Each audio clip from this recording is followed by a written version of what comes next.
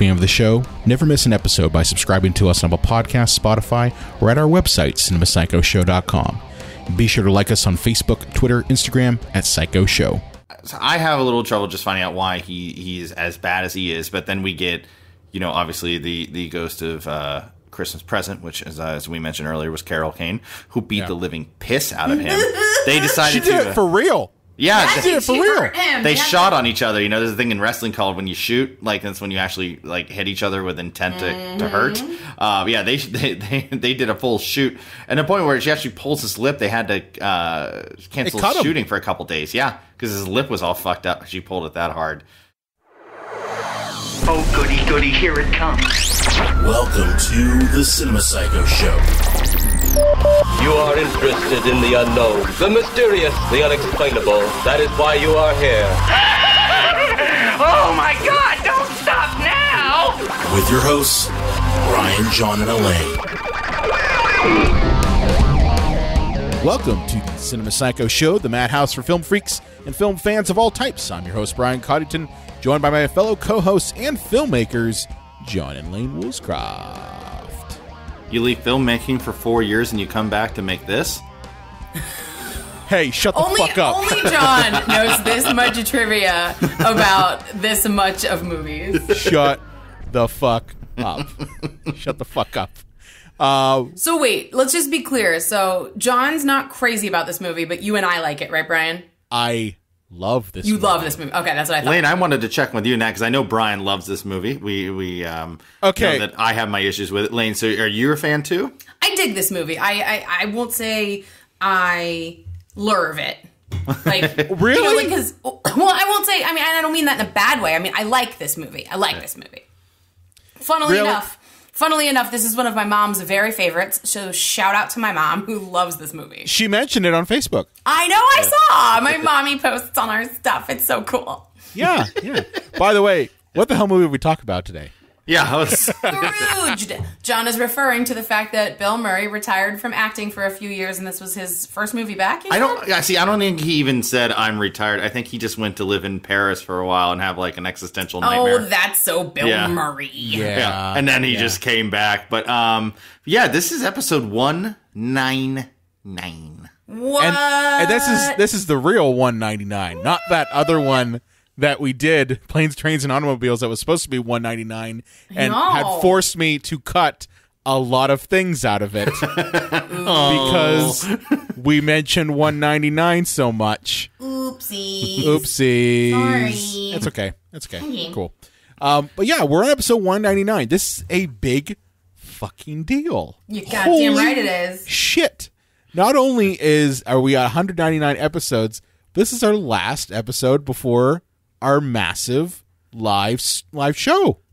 Guys, I'm so proud of us. You mean our live show on December 17th at 7 p.m., which should be live on social media for anybody that wants to tune in and watch? Yeah, and what will we be talking about?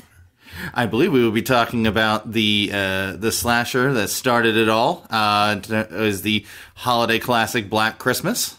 Yeah. If this movie doesn't give you goosebumps, your skin is on too tight. Or no, if it doesn't make your flesh crawl, your skin is on too tight. Yeah. Oh, that's good. That's good. That's good. Yeah. 199, episode 200, December 17th. Holy shit. I honestly, I know I've said this whenever we've hit these landmark episodes. I did not envision us getting to 200 episodes when we started. Welcome to episode 1. Let's talk about Batman Returns. I 100% 4 years later. envision this because I don't fuck around. No, just kidding. But no, this is awesome, guys. 199. I think this is pretty special. This has been like really fun. I mean, we're still going. I mean, oh yeah, I'm excited for 300, 400, like whatever. You know, and ready to keep going. Yeah, yeah. We got some things cooking for the future. It's been a wild 200. goddamn year. Yeah. Yeah, we got some things cooking. If you've been paying attention to our Facebook, we may be doing some kind of Patreon thing in the near future. Oh my!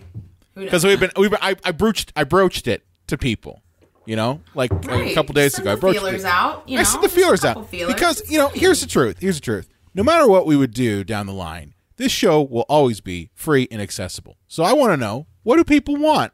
If I said, hey, you could pay a premium and get some extra content. What does that extra content actually look like? I want to do what they want. So we got a couple ideas, though. But it seemed like it was all for me to do striptease, and I'm not a piece of meat, guys. You know, I'm surprised that there were no dick pics requested and, you know, some, like, custom audiograms in Lane's voice. Like, I was waiting for that request. Listen, if you give me money, I'll give the people what they want. I'm not too proud. Lane's ASMR videos. Yeah.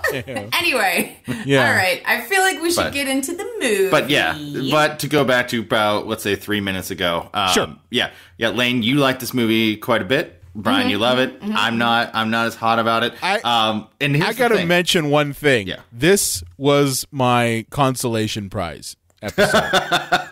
That's true, because this funnily was enough, the consolation prize. Funnily enough, Brian is not crazy about Black Christmas, but he's a really good friend, you guys. He's a very good friend. I don't know. Like, we had gone back and forth about what we were going to do for episode 200. One, we initially were planning on doing some kind of actually in-person live show, maybe outside, but, you know, the Rona kind of fucked that up real big. What hasn't the Rona fucked up real big is my question. Like, if you've been following us for a while, you know, episode 100 we did Night Living Dead, and we did it. We did Plan 9. That was Plan 9 from Outer Space. That's right. We did Plan 9 from Outer Space, and we did a live show in person at. We did it at where did we do it at? Black Forge. Yeah, we did Black Forge Coffee House. Yeah. It was great. Oh, it was so it was a nice. great night, and I was looking forward to doing something like that for episode 200. I know, John, you were looking forward to that too. You were actually putting feelers out to see what we could do. And sure enough, fucking Rona screwed us over for that. Yep. So the consolation prize for me, because you guys really love Black Christmas, we saw it together at your holiday party last year. Was it last year? True. Yep. Yeah, it was last year. And this year I was like, well, we could do Black Christmas, but I kind of want something else. And I eventually relented, and I said, okay, you can get Black Christmas, but I want Scrooged. And that's how we got to here. Pretty great. And the thing is, I will say this about Scrooge. Like, I laugh quite a bit in the movie. I think it does have some good moments. It's more of a gut thing, because I feel that the writers of the movie actively hate the audience. And so it's I don't think it's the writers.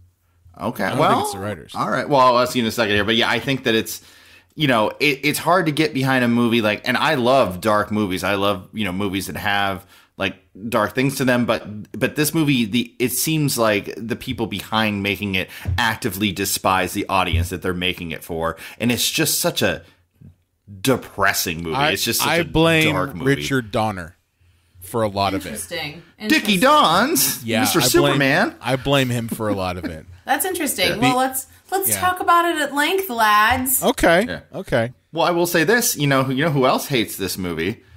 The star, the female lead, the writers, the directors, partially the studio, and half of critics. Well, I mean, let's paint the background here. So the movie came out in 1988. Yep. So we're like in the apex of yuppie 80s greed, right? Yeah, and I'd say this marks the second. This is the second act of Bill Murray. This is like right before What About Bob and Ghostbusters 2 and Groundhog's Day. Right. Yeah. And Groundhog's Day, I think, kind of marks the end of his kind of second act. Yeah, and then the third act is what, Wes Anderson? Yes. Yeah, basically.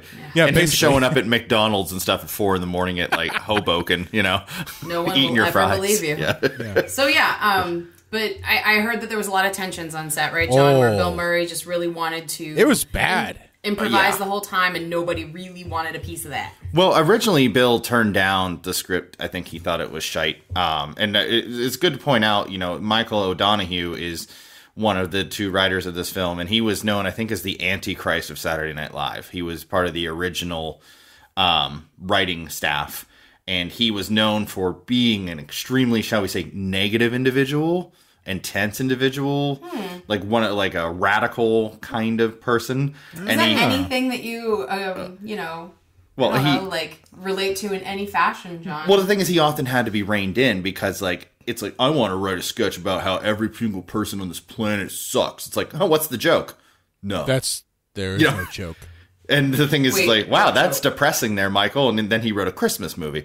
But yeah, but originally, you know, Bill Murray turned the script down, but then eventually kind of came in. But he thought, well, I'm the great Bill Murray, and I'll just, you know, improv everything. Mm-hmm. But everybody else in this movie, doesn't really come from a improv background. Right. They come from you follow the script to the T. That's how you memorize it. That's how you show respect for the people involved with the project. Well, there's nothing wrong with that either. Yeah. I mean, that's usually how it's done. But then he would just come in and, you know, do his thing, and then people would be like, I don't know what the next line is because you're going off on something about, like, feng shui or, you know. Right. Yeah.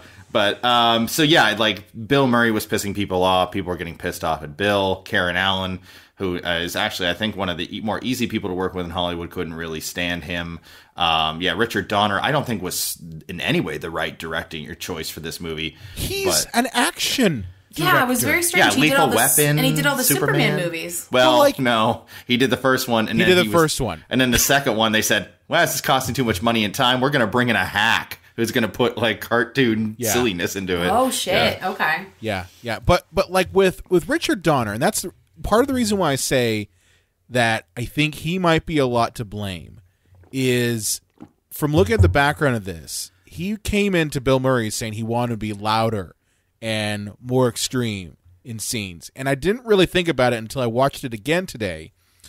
And every scene that Bill Murray's in, he's screaming. And part of me is like, is that Bill Murray? Or is that Richard Donner saying, hey, I need you to scream louder. I need you to be louder, more intense, more energy, you know? Faster, louder, that sort of thing. Almost the George Lucas approach. Yes, the George Lucas school of filmmaking. But I kind of felt that might have been a little bit of it, because we've seen Bill Murray in other roles. He's not that intense. He's like an 11 in this movie. He's a lot in this movie, and I will say if there's one maybe detraction in this movie, that's maybe it, because he's so much.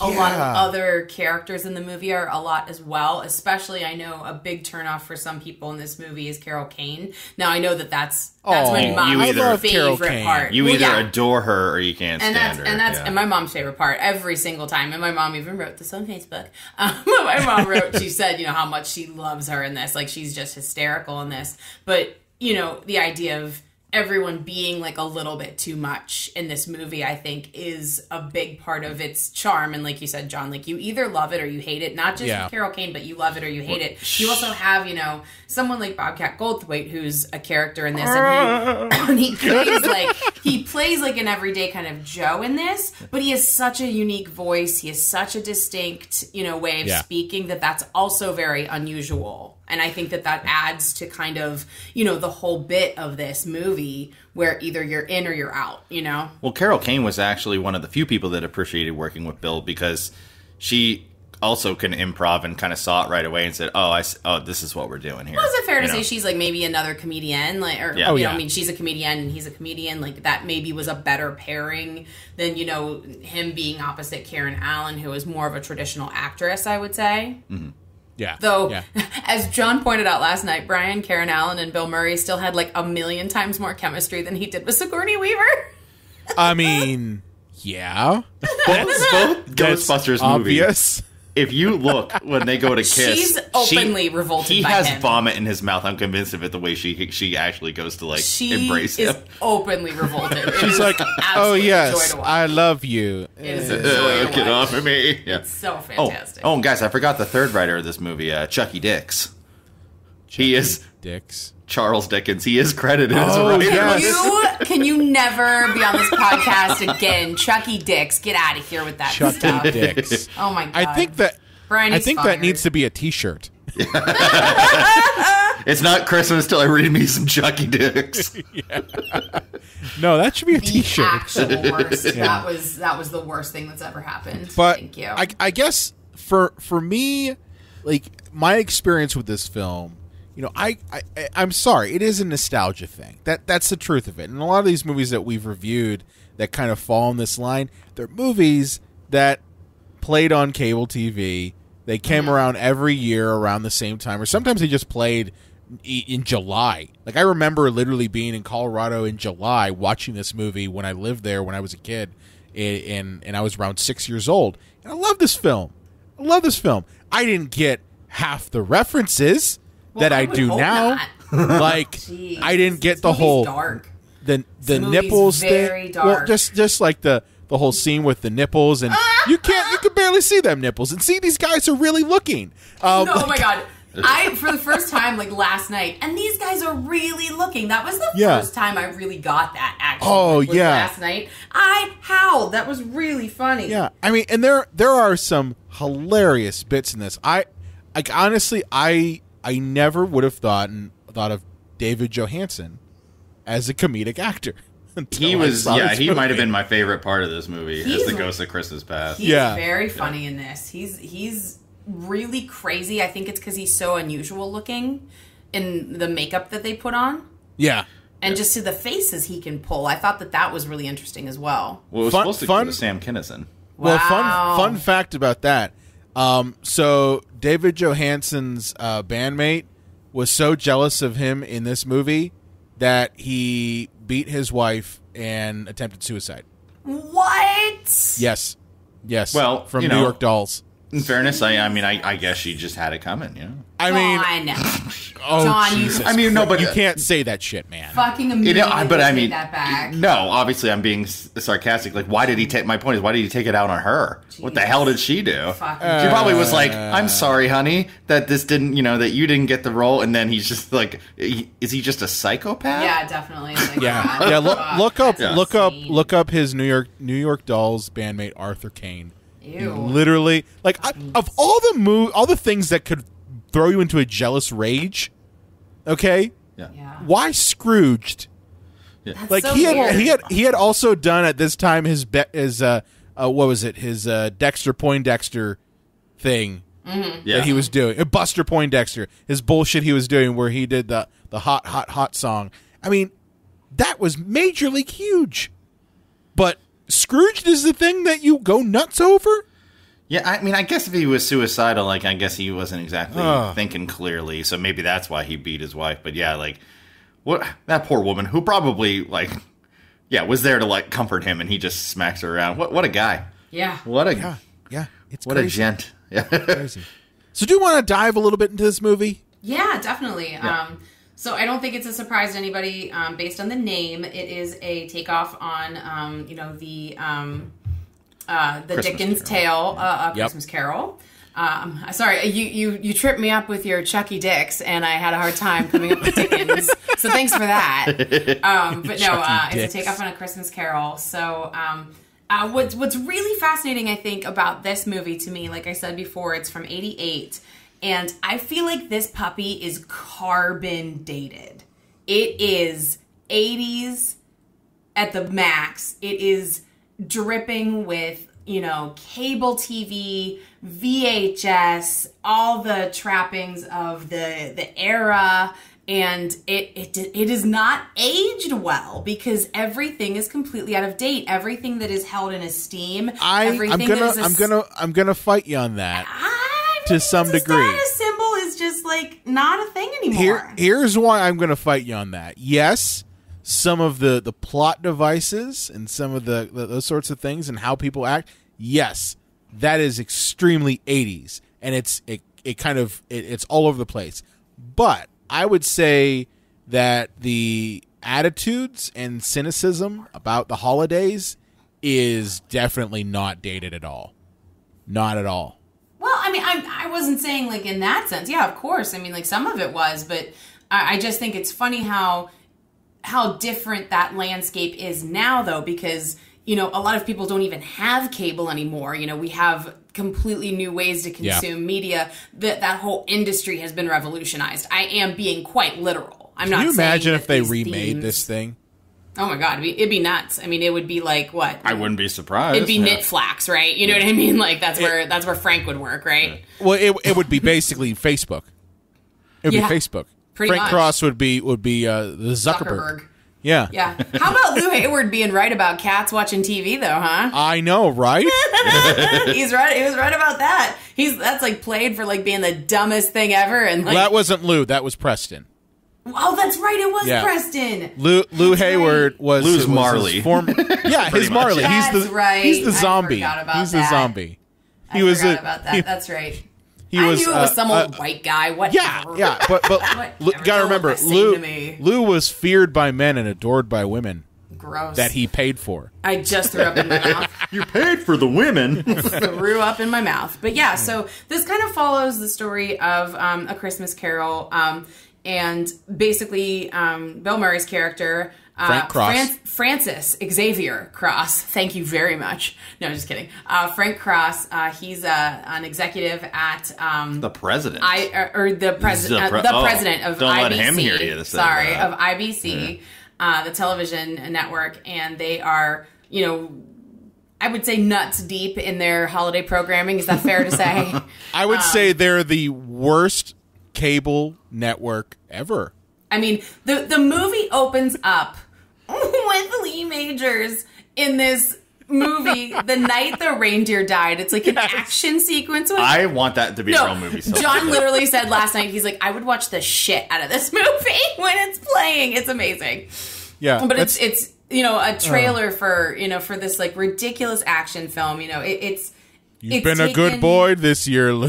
It's taken all of this commercialism of the holiday to kind of like the most ridiculous point it can be taken. Yeah. And Frank's in charge of all of this programming. And Frank is a total piece of shit. Oh, man. And so we follow that classic structure of he's going to be visited by, the ghosts and everything. Now, in his case, it starts at noon. Yeah. And it's not all one night either. That's the thing. It's multiple, like I'd say probably over the course of 2 days? Is it 2 days? I thought it was a day and a half, guys. I think it's a day and a half. Because I thought it was like noon to like midnight. When Bobcat Gold was shooting at him, he said, I'm having like one horrible day. So I think it's noon to midnight. I think it's 12 hours. Oh man, we gotta figure this out. John, did you have something you indicated? Yeah, so that was and this goes back to like what happens when rich like celebrity people in the system hate on other rich celebrity people in the system to the point of almost comical absurdity. Like, and it's like I truly love watching people in Hollywood just fight over which one of them are more awful. And that just seems like a lot of what this script is. And, the idea like some of these things are just so absurd. Like, it gets to the point where I don't mind absurdity, but when it seems like it's almost being written in a way of like, not childish, but like a child is writing it, like, because they don't understand the proper context of satire, that's where it kind of loses me. Like, a lot of the jokes in this movie are just like a little too over the top, considering that the movie is supposed to be grounded in the sense that, like, when fantastical things do happen, we do feel like it's happening to people inside of a real world. But some of these shows that they have, some of these things that they pitch, some of these things that they do, it just seems like it's written by an angry ninth grader sometimes. Well, you did say that the SNL writer was angry and hateful. That's fair. So no, guys, probably I think this is 12 hours. I think this movie takes place in the space of 12 hours. I'm serious. Okay. Did you just look at the Wikipedia? Yeah. Oh, yeah. Okay. What the fuck else was I supposed to do? Oh wait, no, that's just for Star Wars. Thanks for calling me the shit out. Really appreciate Who cares? it. Who cares? Yeah. No. Yeah, no, I really think this was just because that's how it works. Instead of it starting at midnight, what happens is his old boss, Lou Hayward, visits him the night before, and what's happening is Frank's in charge of this live showing of A Christmas Story. Like, they're doing like a live performance of it. Or a Christmas Carol. Or A Christmas Carol, sorry. Yeah. A Christmas Carol. And so that's what's happening in the present. Which, and who the fuck would do that? Like, honestly. Who would do a live showing? Well, Gee. no. Who would? What major cable networks would do live shows of like stuff? No, that's not my point. My point is like the amount of shit you'd have to do to get a live show like that. Like, I'm not talking about SNL. I'm talking about in general a normal production like Scrooged. To try to do that would be immense. Well, I'm talking about the musicals that they've been doing, like Hairspray and Grease. Well, yeah, and they're doing The Grinch soon with Matthew Morrison. Well, he was either last year or 2 years ago. They did Christmas Story live. Yeah, I think Fox did it. You're right. And there were things that they screwed up during the live show, but they were live and they had to roll with it. No, remember that horrible story how Vanessa Hudgens' dad died of cancer, and an hour later she went on live and graced to play Rizzo. That was, I mean, I'm not a High School Musical fan, but that gave me a huge amount of respect for her. But then it was poor Demi Lovato was probably so excited, sorry, Demi, she's gonna go on after all. Oh my god! Just because they look similar in hair, you're thinking that she's her understudy? Same age. I think they both came from the Disney Channel or something. Oh my god, they're the worst. But yeah, so this is kind of the parallels that it takes. But this is the climax of the film is this live show. Yeah. And he has he has an assistant who kind of mirrors the whole Bob Cratchit thing. His assistant Grace is played by a very young Alfre Woodard, who is awesome. I've loved her. I'm embarrassed to say the first thing I ever saw her in was Desperate Housewives. That's embarrassing, but whatever. She's first thing I saw her in was this. This was the first thing. Sounds about right. Yeah. I mean, that makes sense. I mean, she was she did Star Trek, right? Yes, the films, she at least, she right? did Generations. She was in Star Trek Generations. Yeah. Okay, got it. Yeah, and then she bit role in that. They should have made her role a bit bigger than I always thought. But but definitely she kind of plays the what would you say, the Tiny Tim's dad in the original. Yeah, she's like Bob Cratchit. Yeah, Bob Cratchit. Mm-hmm. Yeah, that's what. Mm-hmm.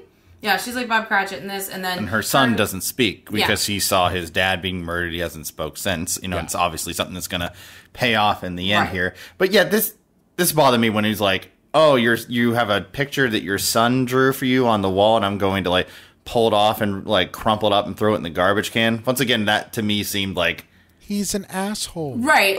But I mean, there's a point at which you're literally the world's biggest piece of shit, and it's not realistic. Yeah. Though, I don't know. I guess, we've known people in real life, John, where if we had written them, we'd have been like, no, this isn't realistic. You know what I mean? Yeah. So, I don't know.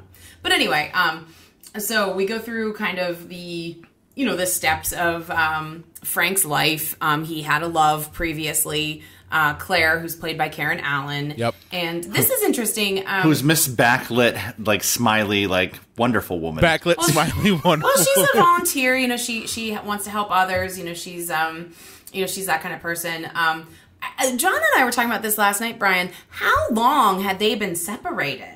According to when they were in the cab and they were showing them breaking up in 1971, if it's 1988, they've been broken up for about 17 years. That's a long time. I mean, that seems strange, right? That didn't seem right. And I mean, all they did was just give Bill more of a mullet, but he looks exactly the same 17 years later. So does she. I mean, good for I don't think that she looks literally any different. They didn't even try to do anything to make her look any different at all. She looks a little different.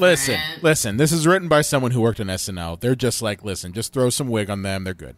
Yeah, it's so true. Yeah. Just throw a wig on them. They're fine. They're fine. Give them a mullet, but that's it.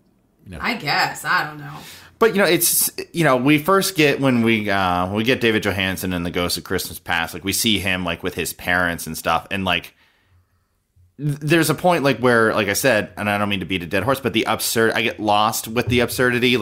His dad comes home and gives him veal, and it's oh, you mean his dad played by his older brother Brian Doyle Murray? Yeah, all the Murray brothers are in it. Yeah, I think all of them. The only time all four, unless that god awful golfing show on Comedy Central, that all the Murray brothers have been together. No, this is it. This is the only one I know of that. I think they're all in it. John and Joel Murray are in it too. Yeah, I think there's another one too. I think he was was an extra or something. That was Joel Murray. What, you mean Frank's brother in the movie? Yeah, well, Frank's brother in the movie is John Murray. John Murray, yeah. Okay. And I think Joel is the other brother who's a party guest. Oh, yes. At Frank's brother's house. What are you these literally Murrays? look at the. Yeah. What was that? They turned into the Baldwins. My God. I don't know, but there's no. Well, they're not the Baldwins because the Baldwins had a couple more roles other than just one. I think they only did, aside from Brian Doyle Murray, who's in a bunch of stuff. They only did this movie, like this is it. Yeah, but it's but I mean, his dad gives him meat and calls him like a loser for not having a job, and like I don't know. It seems like a first time screenwriter who's just like, good try now, but maybe soon you'll have enough maturity to write something more thoughtful. Or like we need another draft for this. I mean, I'm gonna be honest with you, John. I think, just as Lane mentioned at the top of the show, you either buy into this world of absurdity or you don't. I buy into it. I'm fine with it. I'm like, yes, this is crazy over the top, but I'm fine with it. I think if they actually pulled back in areas, I think I would be like, what the hell are you doing?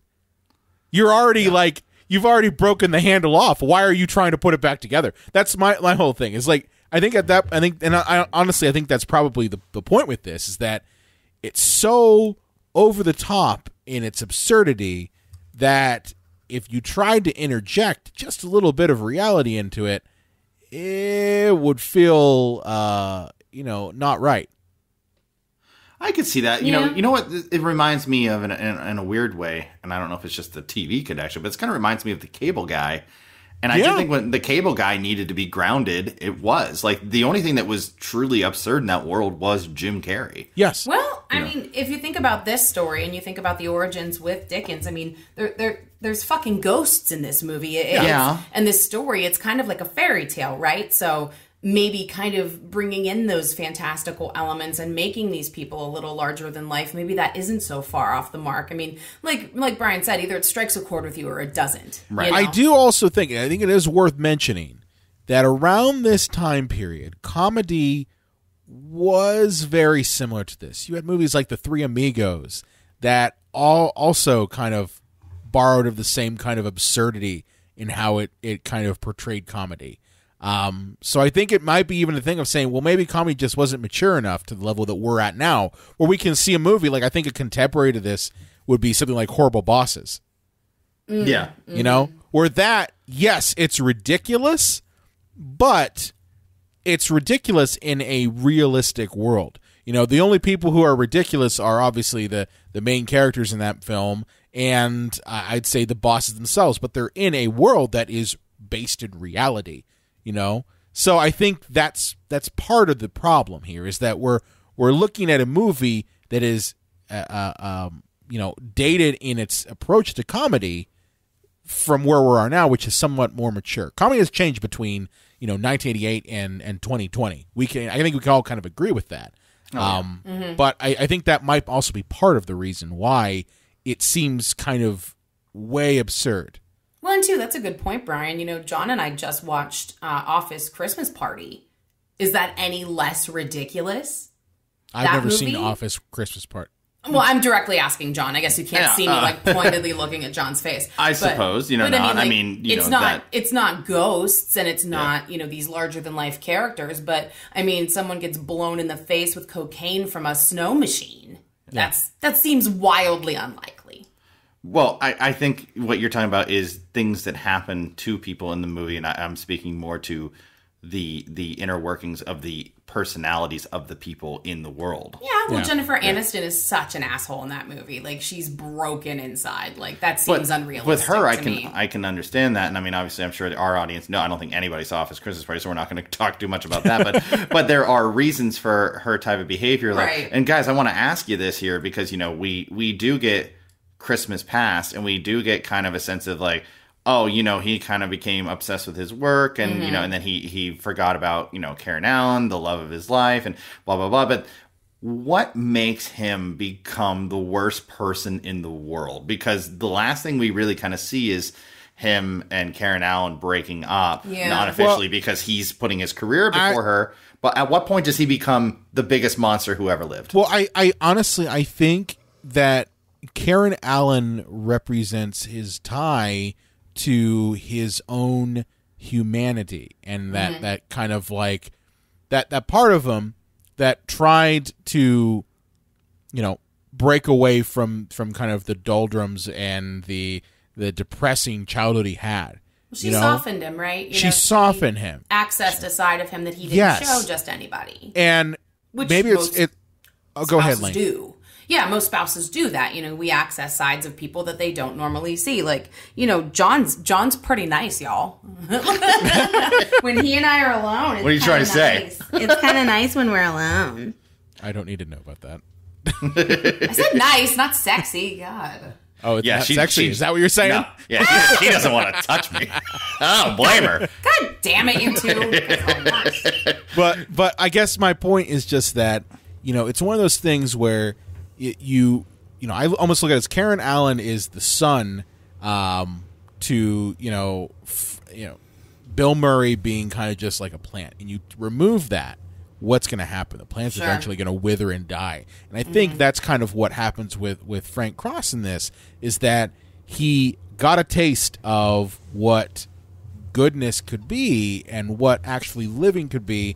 And instead of, you know, taking that in and maybe putting his career aside for a minute, he goes full force into the career, and it just slowly starts to rot away at him. So that, 17 years later, he's become a monster because all he has now, the only thing that is giving him any sort of sustainability is his work, you know? And I think most people can kind of agree that it's not really healthy to only have your work. You need other things. You need family. You need friends. You need, you know, actual communication with people. You know, you can't just have your job.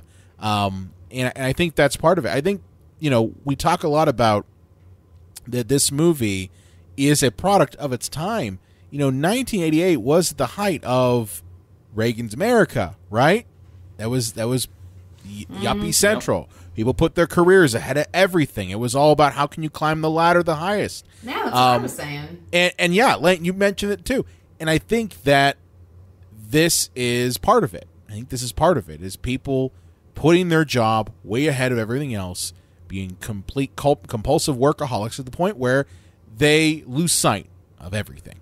But this guy is borderline sociopathic. Oh, yeah. You know, I mean, if you look at the Ebenezer Scrooge character they base this on, in almost every iteration, like, he's cold, he's distant, he doesn't care about people being able to be with their families because all he does care about is work. But, you know, this guy just fires people for second guessing him. I never said that this wasn't. He laughs when an old lady dies. You know, like, you know. I crack up every single time he has a reaction to that Scrooge commercial.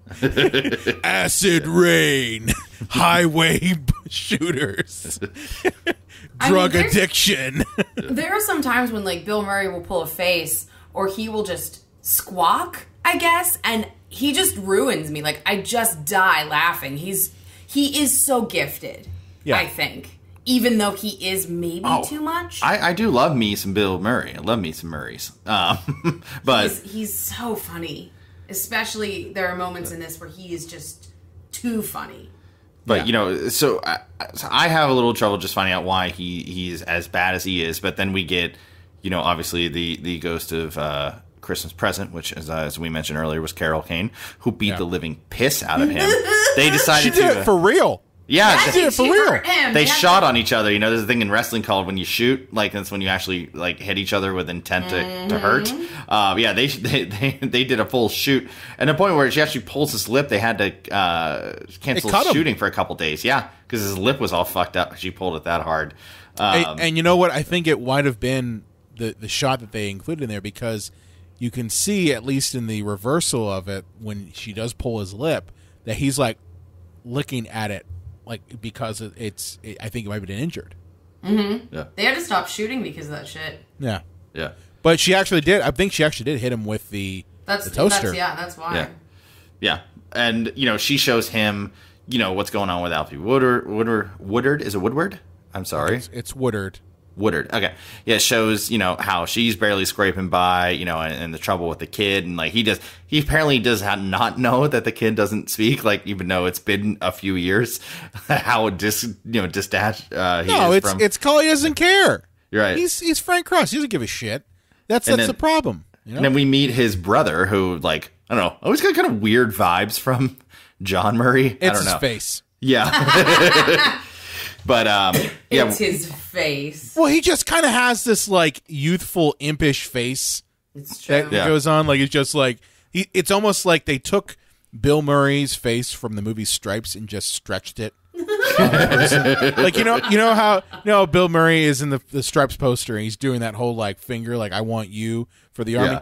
It's like they took that face and stretched it over a mannequin, and that's John Murray. But yeah, that's fair. But yeah, we get, introduced to him, and he gets a VCR for what he thinks from his brother. Whoa. Hey, back then, VCRs were like $500. Oh, man, my mom, our first VCR, the remote was attached by a long wire. And that's like a baby's it toy. Thankfully we weren't so old that it was a top loader, but, it was like, the thing looked like a machine. It did not look classy, or like some of the VCRs near, like, say, the end of their run. Like this thing was a steel contraption, and my dad like shit his ass because I think it was my mom spent like $650 on this puppy. I'm sorry, and it was on sale. I think it was originally like $1,000. I'm sorry. What'd your dad do again? Oh, he shit his ass. He's like, my first VCR. Thank God, I'm wearing a robe. The first VCR that we had. Very similar to that. Ours was not a top loader. It was a front loader. But this thing was 4 heads. And if you had a 4-head VCR, that was the expensive kind. That was the kind that could rewind things really fast, play the images really well. Those if you got a 4-head VCR, you were living large. But ours, again, like with every VCR back in the day, time was still flashing at 12. Listen. Never actually set. Oh, yeah. Good luck ever getting that damn thing set. Listen, my family took VCR domes so seriously that we had a separate rewinder because rewinding in the machine was bad for the heads, y'all. Yeah, and that's what ate your tapes. Sometimes, when you rewound them all the way and they would stop suddenly, it could eat your tape. And it would be undue wear if you rewound in the machine. Wow. We had actual rewinders. I took a rewinder with me to college, motherfuckers. I had my own just in case you needed to rewind those tapes. And I very much did. Thank you so much. But hey, wait a tick. We don't need to hear about Lane watching VHS porn in college. This is not what we're here for. You motherfucker. God damn. No, it was the Harry Potter. And like the first 2 Harry Potters, wasn't it? No, I had DVDs by then. Oh, okay. Thank you so much for your participation. We're not here to talk about VCRs. Right, but his brother thought that, that Frank got it for him when we knew earlier in the movie that he had given him an IBC towel. Yeah. Like the company towel. That's fucking terrible. Because altogether although it's a nice towel, though. Frank's a piece of shit. Yeah. But his brother's not going to give up on him, because he's like, he's my brother, and, which is kind of foolish because his brother has given up on him. Well, again, he's kind of like Ebenezer's nephew in A Christmas Carol, He believes in his, his uncle for whatever the reason, and so, the same is for Frank's brother, Yeah. And so then, we keep going through Frank's day, apparently the most intense day on Earth. And the most intense day on Earth. Seriously. And then but this is I don't know, this bothers me a little bit. We get like the ghost of Christmas Future, which great effects here. I gotta say that the ghost of when we're skipping over a couple things like him meeting those homeless people in Karen Allen's shelter. Oh, right. Who think that he's Richard Burton, which I gotta say, I never quite found that particular sketch funny, and that's what I'll refer to it as, is a sketch. It's not funny. Right.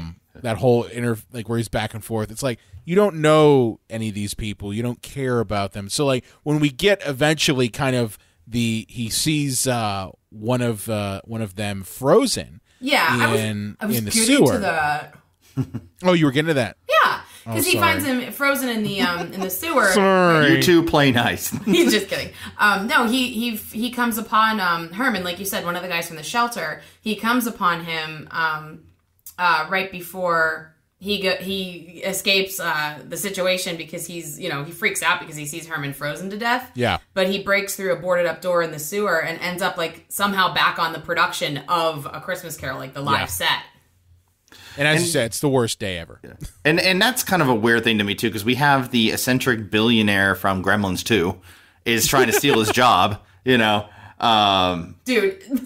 watching a movie with John is like no other experience on this earth. Literally, we're just laying there, like, on the couch, and John's like, is that the eccentric billionaire from Gremlins 2? And I was like, I don't know, babe. Yes, it is. He's like, yes, it fucking is. Yes, it is. It's just like this. It is Mr. Clamp. You're absolutely correct. Amazing. It's amazing. Mr. Clamp, yes.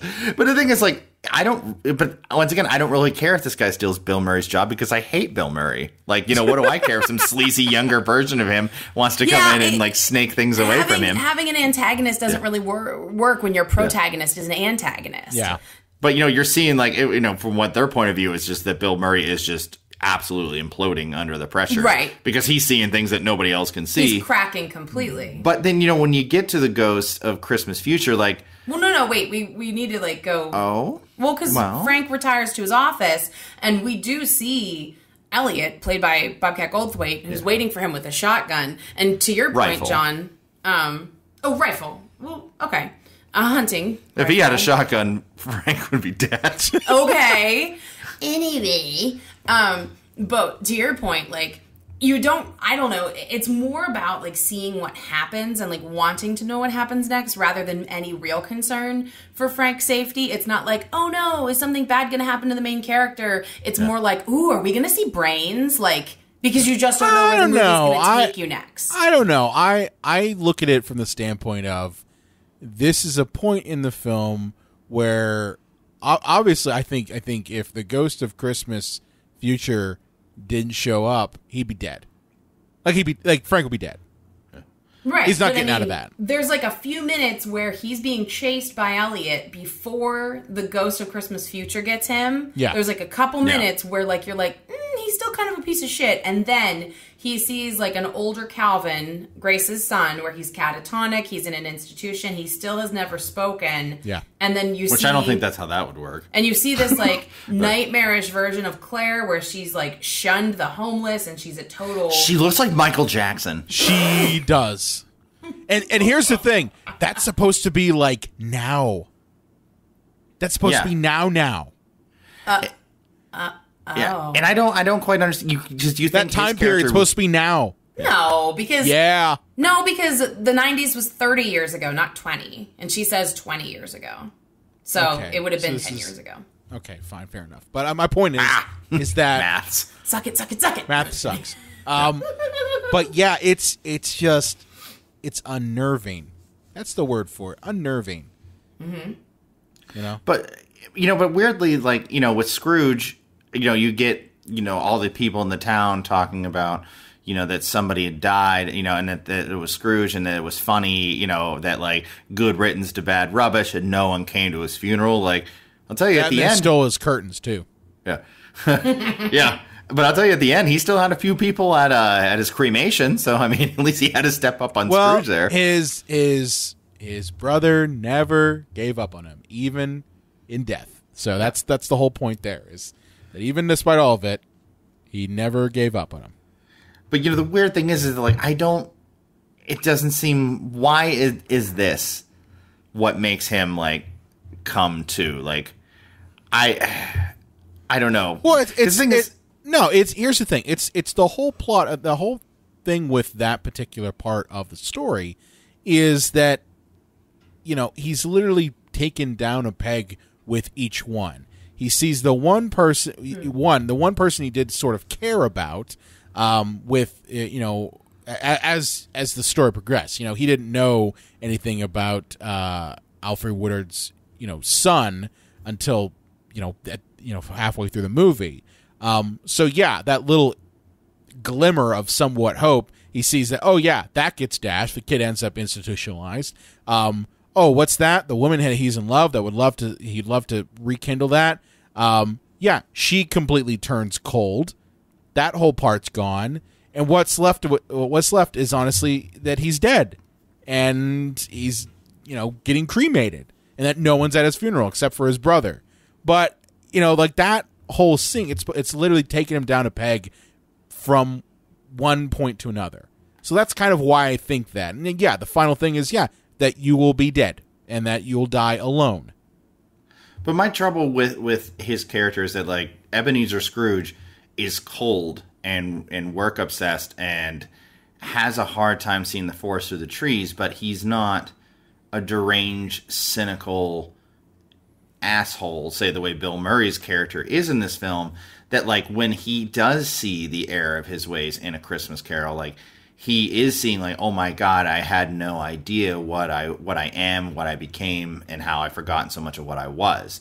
In this movie, it seems like Bill Murray is just too busy making a sardonic joke, one thing after another, and doesn't really learn anything. And by the end of the movie, he still seems like he hasn't learned anything.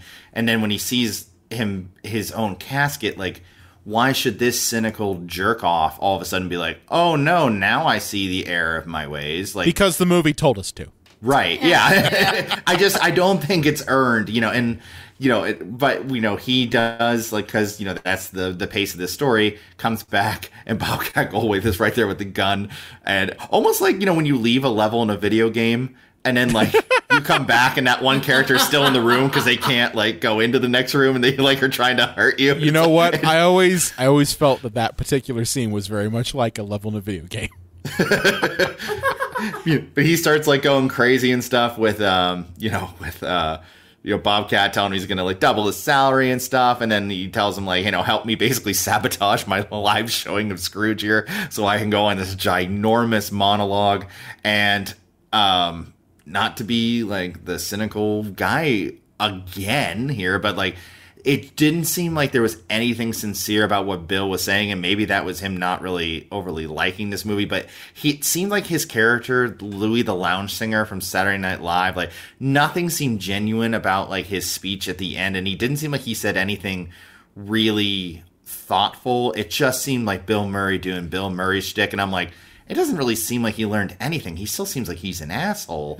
Just maybe actually gives a shit about somebody for the first time in his life. But he's still unlikable as hell.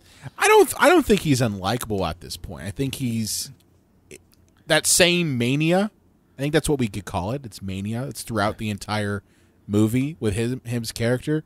It basically gets reversed in its polarity, if you will. Instead of it being negative, he's now positive mania. And again, I keep going back to this. This is a different time period when it comes to comedy. It's also a different world that we're given. I think that you have to accept this world if you're going to enjoy this. I'm not trying to say, John, that you're not accepting this world, but you're kind of not. And that's okay. I think of another movie that is about a very cold depiction of the holiday season, full with very inappropriate humor. Bad Santa, and I adore that movie. But it doesn't seem that the people that made Bad Santa hate my guts. It just seems like Willie hates everyone else. Yeah. I do think that his message, whether you believe that he's genuine or not, I think his message though is a good one. I do think it is. I think it is a positive one to say. That you do want to kind of treat people well. That holidays are supposed to bring them out. That it's not just bullshit. And that you should want to kind of continue that. I think that's the biggest problem is that I think that people, and this is more philosophy than film, they tend to kind of be awesome around the holidays, but then the rest of the year they're just complete other shitbags. Yeah. Like they don't extend that, and I think what he's trying to say in that is that you shouldn't just only do it once a year, that it should be something that you continue to do, that you continue to try to strive to do, and that you will get greedy for it because it is a good feeling. So I think that's a positive message to say. Whether he believes it or not, I don't know. I do think that the direction is what causes some of the hindrance in this. I also think that Bill Murray was rusty after 4 years. I really do. Mm-hmm. Well, yeah, he was rusty. Yeah. So the hottest take in all of this is that I hate to say this because I loves me some Bill, but I think that he is absolutely 100% the problem with this movie. And I think that almost any other comedic actor of the time put into this role would have saved this movie. I think Bill's too much. I think he's hollow. I think he's emotionally absent. Like it's the end. The speech isn't great to me. I don't think it's very well written, but also just Bill's delivery is just hollow. And I hate to say it because I heard that he's a flaming bag of crap, but I think like Chevy Chase would have been good in this movie. Oh, well, he was busy doing Christmas Vacation. Yeah. But I think that there is blame on Bill Murray's part as well as blame on Richard Donner's part. Yeah. I think Richard Donner was the wrong director for this. I think so too, because I read that there were subtler elements to this movie in the humor, and they were cut in favor of like the flashier, louder pieces, like John was saying. Like a lot of this humor, I think like Donner went for like the nut tap, not the satire. You know, well, the writers said that they think only about 40% of their original script even ended up in the movie. God damn, that's So I just think Donner is not the director to direct a comedy like this. Mm-hmm. He is a buddy cop director. Sure. Yes, he directed Superman, and he did a great job with Superman. I think most people can say that. But Superman's an action film. Yeah, it's not a whole lot of yucks in that one. There's not a lot of yucks in that, okay? It's Christopher fucking Reeve. Although when Superman did fly around the Earth in reverse time, I thought that was fucking hysterical, but for all the wrong reasons. Right. But my point is just that when you've got a main actor, and let's be honest here, every other actor in this, from what I understand, was kind of like guest starring, because Bill Murray was literally the only person who was on set all the time. Okay? Yeah. He was the main person. Everyone else was kind of coming in for one days here and there. So I think that you've got a problem where you've got a director who doesn't understand the material and doesn't understand how to direct comedy. And you also have an actor who is rusty. Let's be honest here. Mm-hmm, this isn't Bill Murray and Ghostbusters. This isn't Bill Murray and Ghostbusters that we're talking about here. This is Bill Murray, who maybe the last thing he did was what, a guest thing in Little Shop of Horror. Yeah, that was the one thing he did. Then Little Shop of Horrors, basically guest spot, and then disappeared for a couple of years. Yeah, Brian's right about that. Yeah. Okay, because I had Little Shop of Horror was, I believe, 86, 87. I had read that he had done something else prior to that, the movie that like had made him kind of like stop for acting for a while. I thought that he had done The Razor's Edge in '84. Yeah. I mean the point is I don't know about Razor's Edge. I haven't seen that film. It's kind of more of a serious movie. Mm-hmm. You know, he was trying to Jim Carrey it, where he's like, I'm a serious sucker. But I really think that there is that if you want to say what the blame is, I think it's the director's fault. I also think that it is Bill Murray's fault. I think he was rusty. I think he let his ego kind of influence everything around him. You know, he kept thinking of, I'm Bill Murray. I'm from Ghostbusters. I get $6 million for doing this fucking film. You know that just the kind of shit that we hear about when we hear about Bill Murray on a movie. The same shit that Harold Ramis had to deal with in every movie he had him in. Yeah, God bless the patience of Harold Ramis. God bless him. But I think that's probably the problem you have here, is that you have a director and actor who were just butting heads and just didn't understand material. I think that's it. Well, I mean, I guess only if you're looking at it from my point of view. You know, it seems like you guys didn't. But I love this movie. Yeah. I'm sorry. It is something that I look forward to, because it is something that is the anti-Christmas film. It's the anti-Christmas film for me. Whereas Christmas films are all like lovey-dovey Hallmark bullshit. Can't stand that. I saw a meme the other day where it was literally, you guys see this, where it was literally like every Hallmark Channel Christmas movie. Did.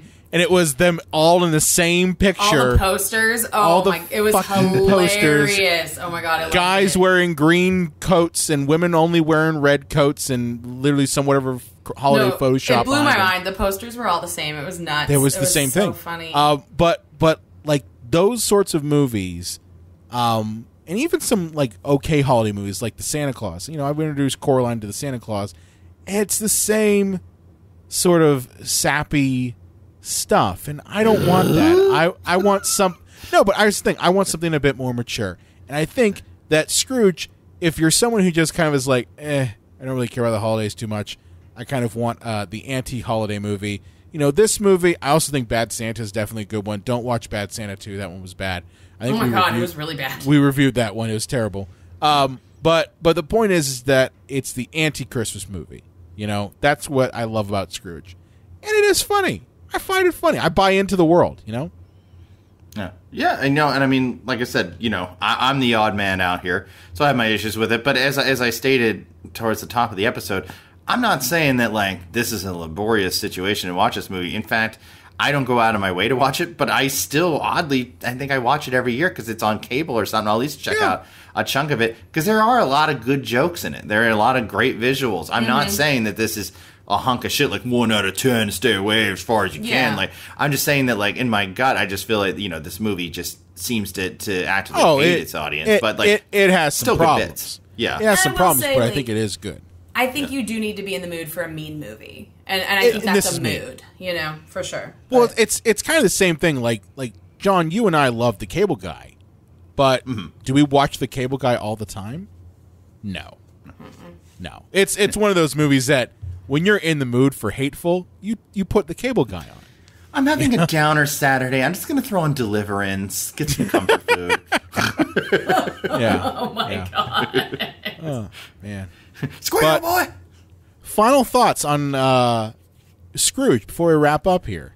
Lynn, do you want to go? I think it's definitely worth seeing. I think it's a fascinating look, especially if you've never seen it, to kind of look back at the time capsule of the 80s that it is, to kind of see Murray not at his A game. I think that's fascinating. And also to see kind of the takes on the Dickens classic at the time, because they do a lot of interesting things with video. We didn't talk at length about The Ghost of Christmas Yet to Come, but his face is a video screen. Awesome. And right, and that's really neat. Like, they do some really cool things. This was actually up for makeup Academy Award. Yeah, it lost to Beetlejuice, which, I mean, it should have, but it did deserve the nomination, at least, I think. Oh, and, so I think it's definitely worth the watch for all of those reasons. And, it's a nice kind of ironic or anti-Christmas movie, like you were saying, Brian. If you're not a huge, like, sappy Christmas person, but you still want something to watch, like, this is a great choice. If you're not in the mood for Elves, the Nazi Christmas film, if you don't want to go that deep into it, then I'd say stop at, Scrooged. I'd say you're good. And if you just heard Nazi Christmas Elves and you haven't seen Elves and you're not like, I need to go check that out, what is wrong with you? What else do you need to hear? Yeah. But yeah, no, I mean, I don't want to rehash too much here because I don't want to just be a broken record. But like I said, I love dark movies. I love black comedies, but it really did, because Michael O'Donoghue did a TV show. It was, I think, just a pilot. I don't think it was picked up. But it was almost like somebody flipping through the channels, and it was a lot like the kind of shows that were being pitched at this network. And it was just like, we get it. Everything's awful, and everyone's awful, and then we're all just going to die sad and alone and miserable, Michael. Thank you. Thank you so much. I'm going to go slit my wrist now instead of watching episode 2. Guys, when John thinks you're depressing, whoa. Well, there's got to be a light to what you're doing. You know what I mean? You can't just say like, you can't just shed the light and say, look how awful everything is without even offering some glimpse into, well, what do we do to actually make it better? Oh, no, I get it. And I feel like, this film has cynicism instead of skepticism.